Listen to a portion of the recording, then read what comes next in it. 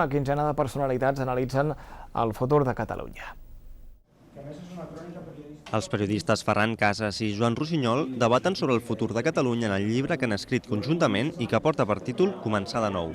Segons els periodistes del diari Ara, Catalunya té dues opcions, la singularització que passaria, per exemple, pel pacte fiscal o la independència. Casas i Rossinyol apunten com una tercera opció el retrocés, tot i que creuen que no és possible que es produeixi. Singularització, o sigui, una Catalunya que tingui reconeguda tota la seva singularitat dins d'una Espanya que acabi amb el cafè per a tots. Això ja s'ha intentat moltes vegades, ha sigut impossible, però encara hi ha qui aposta per aquesta via, encara hauria de ser possible, o independència o estat propi. Ara hi ha una nova via possible, que és la de la independència. La crisi és la tempesta perfecta per intentar aquesta independència, però al mateix temps també és la crisi perfecta per una recentralització brutal com estem veient. Per tant, aquí anem cap a un xoc de trens inevitable entre la independència, entre el sobiranisme i una dreta espanyola cada cop més tancada, cada cop més centralista. Els periodistes han presentat el llibre aquest dimecres a la seu d'Òmnium Cultural de Badalona.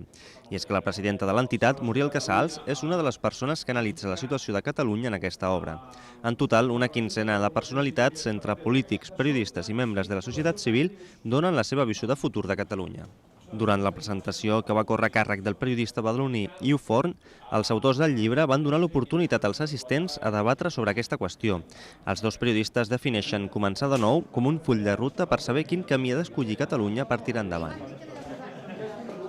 I encara els que els continuem parlant d'Òmnium Cultural perquè la seva secció local organitza un cicle de cinema en català a la fresca. Ho fa amb la col·laboració de la Donzella Beach Club, que cedirà la seva instal·lació per la projecció, concretament de dues pel·lícules.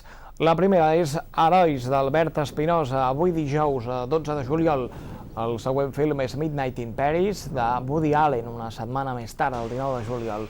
Els films es projectaran a 15:45 de la nit. La intenció d'Òmnium és continuar amb la projecció de les nits d'estiu que organitzava la Regidoria de Cultura amb el Club Natació Badalona i que s'ha hagut de suprimir per falta de pressupost.